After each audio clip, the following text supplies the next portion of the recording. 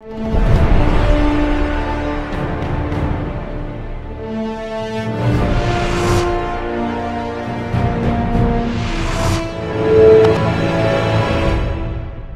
and welcome to Leaders of Tomorrow, the only show on Indian television right now where you, the MSME, get center stage. This is ET Now, special daily initiative to answer all of your questions and queries, no matter what industry or area you're in. We do 20 roadshows span India to connect better with you, the MSME entrepreneur. And tonight we're bringing you snippets of an on-ground event that we did in Goa, talking about travel, tourism, sustainability, challenges, opportunities, and way forward. Take a look.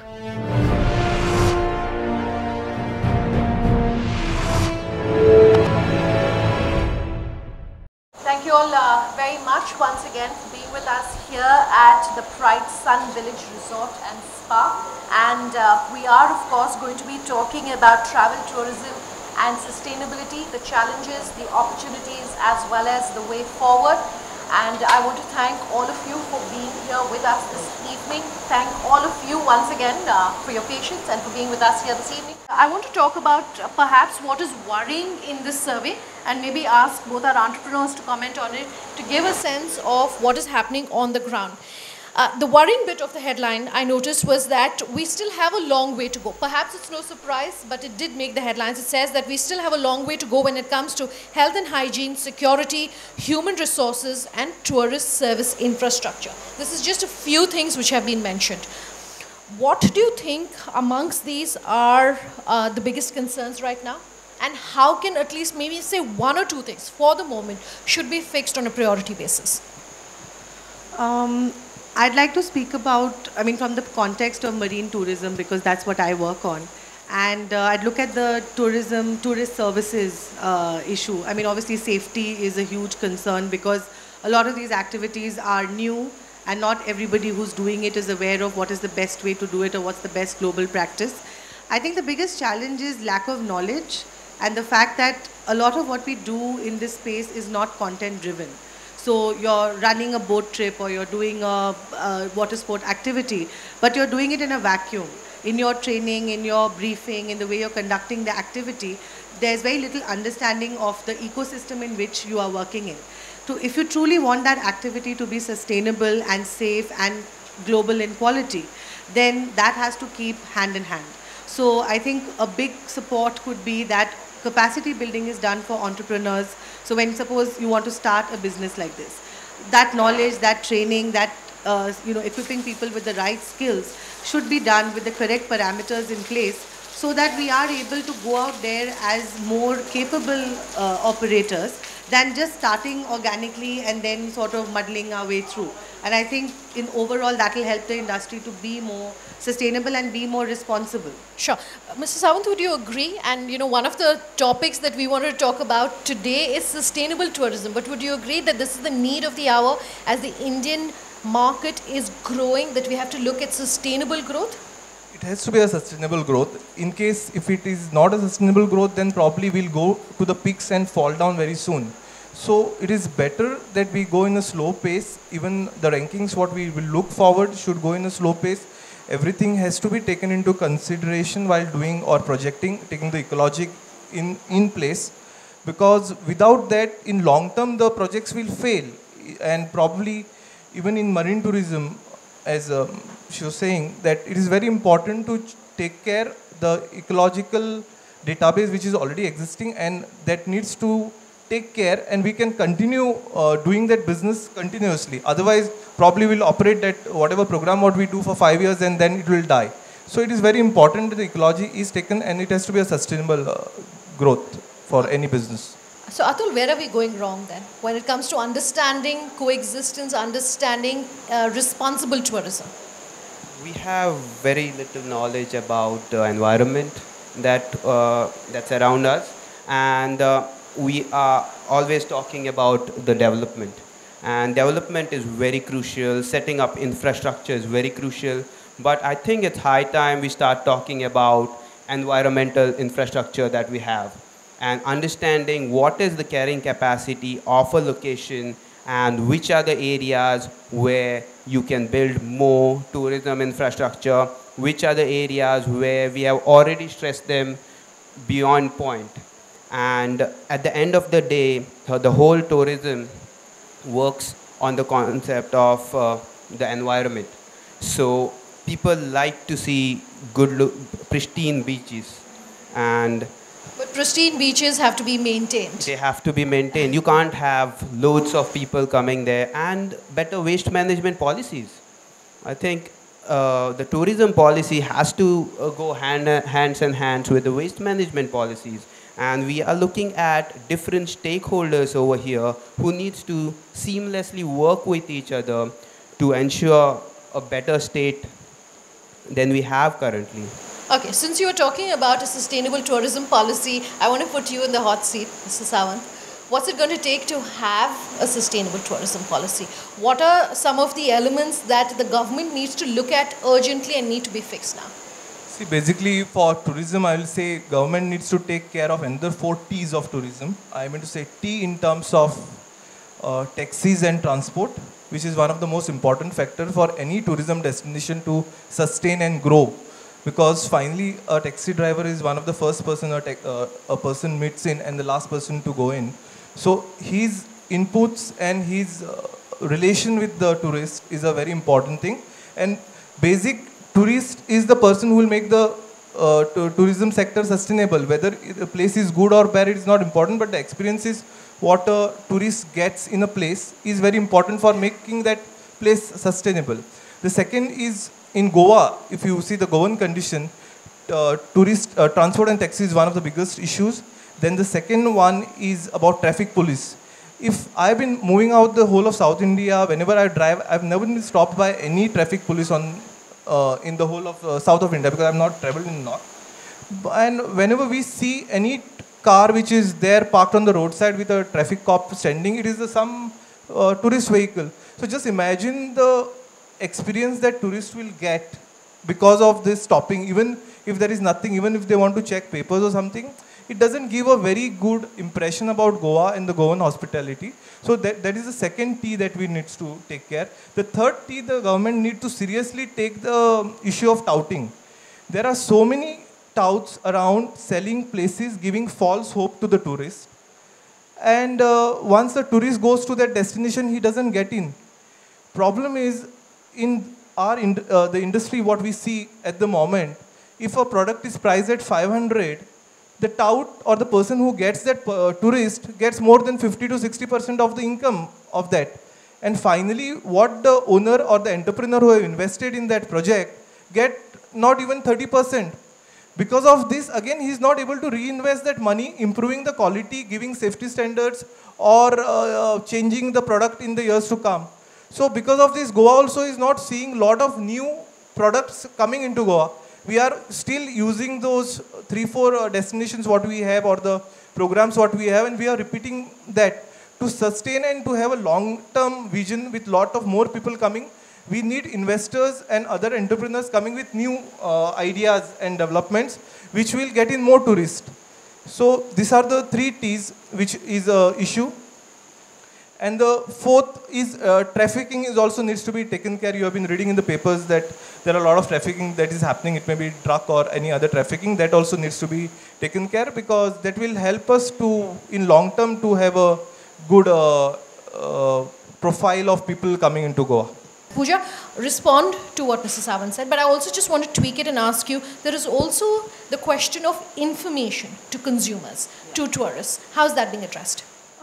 Exactly. So I'd like to, I mean, obviously Mr. Sawant has listed out what seems to be the obvious concern, but I think for me it's very important as an entrepreneur who wants to do a sustainable, positive business in the state that 3 things need to be taken care of. Number 1 is expectation setting.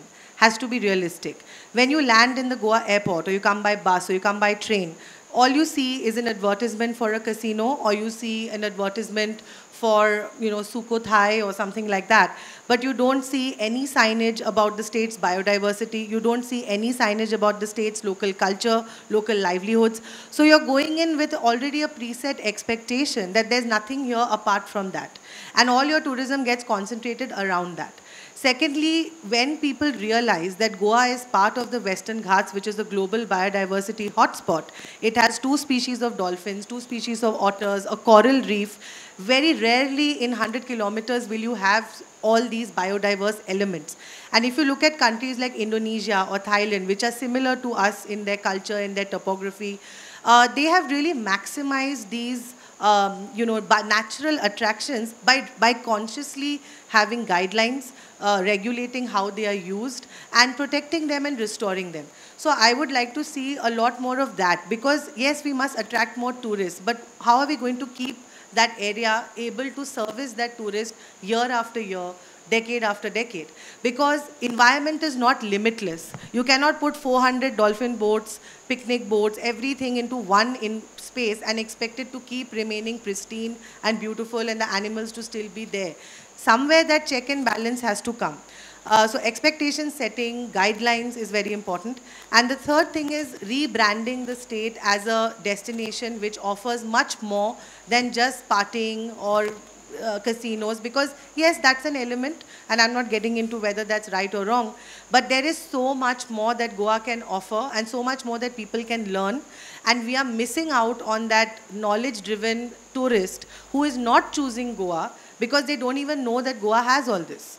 So we are missing out on that tourism segment. I hear a lot of my colleagues complaining that the quality of tourists that comes is, not behaving well or is damaging or polluting. But why will the well-heeled tourist come here? What else is there for that tourist? What do they know about it? When you read about Goa in any travel magazine, are we talking about our biodiversity? Are we talking about our marine heritage? Who's going to be the one making, ensuring those conversations go out? And I think, today I'm sitting here, Atul is here. There are many practitioners like us who are well-informed, who have done research in the state. I myself with International Union for Conservation of Nature, a global organization, we've done a study on the impact of tourism on dolphins and corals. Last 2 weeks ago, we had a workshop on sustainable tourism with GTDC and the industry. With the support of Forest Department and Department of Tourism, we trained 60 dolphin operators on the correct way to watch dolphins. We're now going to try and work with the agents so they market the trip correctly, not as a party trip, but as a wildlife trip, which is ridiculous that it is being sold at 300. Nowhere in the world will you see an animal which is Schedule 1 species, same protection as the tiger, for 300 rupees, where 200 might go to an agent and 100 might come to the boat person. It has to be looked at for what it is, a wildlife experience. Sure. So I think, and there's something I was just telling Mr. Sawant earlier, that here's the opportunity for us to have a dialogue where different knowledge practitioners are at the table, where local knowledge is taken into account. Otherwise, you can't build a sustainable industry, in my opinion. Okay, you made a very valid point about rebranding, and you and I were having a very brief chat about this earlier, Mr. Sawant. What will it take to rebrand Goa from being just, this place which is a cheap weekend getaway, which is just something perhaps for youngsters to come away? There's been a lot of negative news reports of late around the state of Goa. Where is that perception going to get fixed? How will that get fixed, and how does the state move forward? Government has already started working on one of the projects where they have put a consultant who is working on the white paper for the tourism master plan.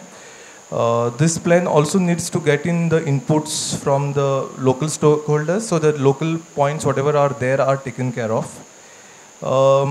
They are doing this project on which probably the government has already worked with, coming with a new strategy where they will rebrand the whole thing.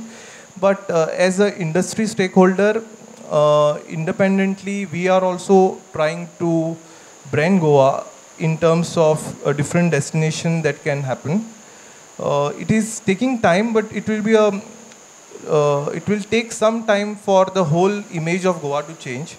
And government has come up with new information websites and other places where more other than beach tourism, the hinterland tourism and the ecological tourism, all those advertisements and reports are coming in.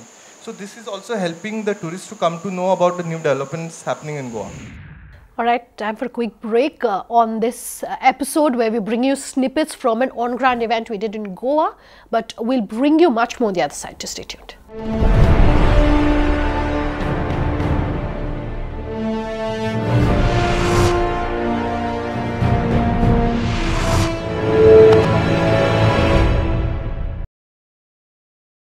Back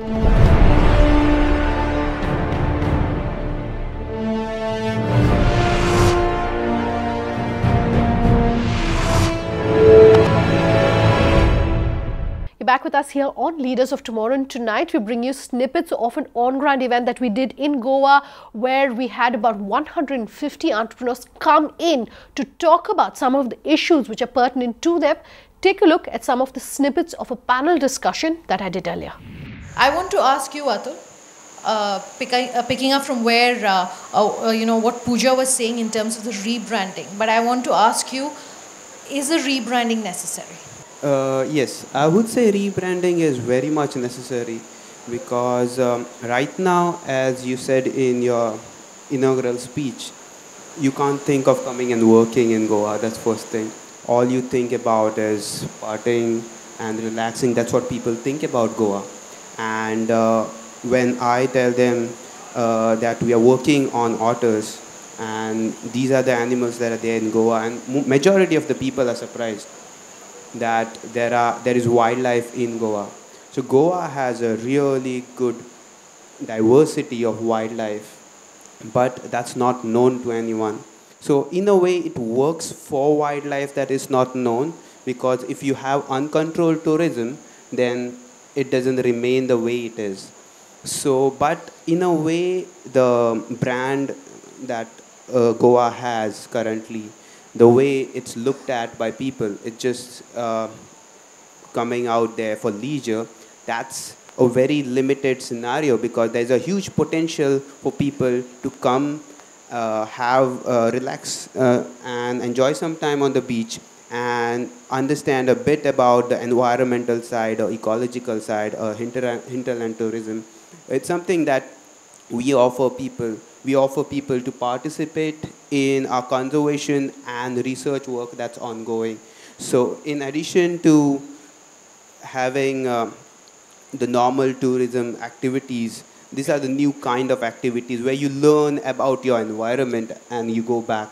Okay, I was asking Pooja earlier, Mr. Sawant, about information, and I want to talk about the role that the education system in India plays when it comes to promoting tourism, promoting sustainable and ecological tourism. Is there enough information that's being taught in colleges and schools? Is there enough of understanding and knowledge now about tourism as a science, tourism as a knowledge base which is going out and as something which is sustainable? In our education system, probably the children are not still aware about the surroundings and things that are moving around them.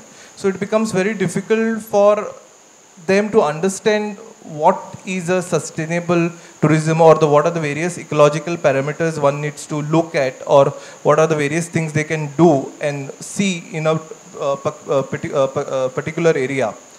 So things needs to change with our education system also.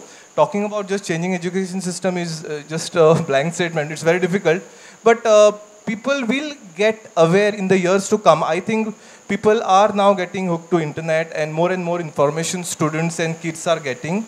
They are trying to utilize the knowledge what they gather from the internet source. And in the years to come, I think our tourists and our students and everybody will be much more informed about ecology and other things, which will indirectly help India to become a better destination in terms of eco-sensitive tourism zone.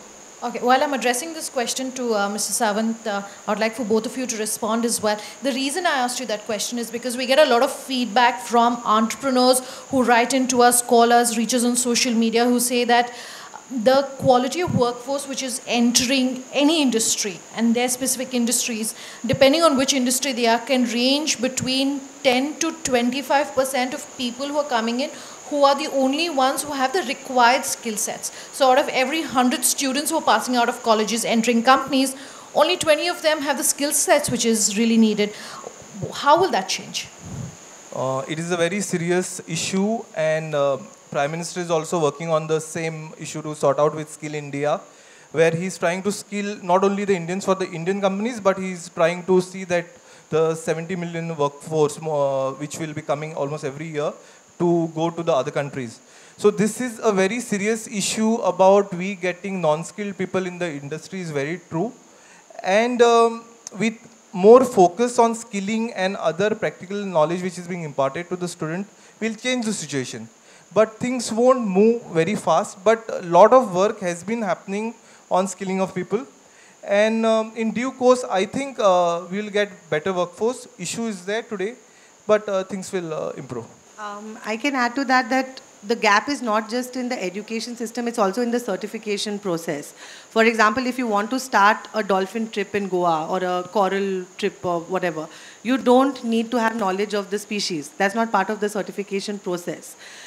We are planning to work under the guidance with IUCN, which is a global leader in conservation, with the Institute of Water Sports, which certifies on safety, to actually add in the element of conservation in the training for the operator. So that at least they're aware of the species that they're trying to promote, they're able to share that knowledge with the visitor, and they're able to operate their boat in a way that is not harmful to the animal or to the environment. And naturally, when the quality of the experience improves, a person is willing to pay more for it. When you earn more, you are not in a mad rush to do 20 trips at one time, because then you can pace yourself. So the automatic impact and pressure on that environment comes down. And I think what Atul has been talking about, when you bring in that knowledge into the way you're running the system, that knowledge has to come from all segments, not just the education part, but even your licensing bodies need to have that knowledge. Otherwise, how are they going to decide who can be an operator and who can't? Completely out of time on this episode of Leaders of Tomorrow. If you would like to be a part of any of our ground events or have any question for us on any aspect of your business, do write in at leadersoftomorrowtimesgroup.com. On social media, tweet at us at Sunanda_J or LOT_ET now. On Facebook, leave your questions for us on Leaders of Tomorrow on ET now, or call us on that number you see on your screen. We love hearing from you. Thanks for watching. Have a good night.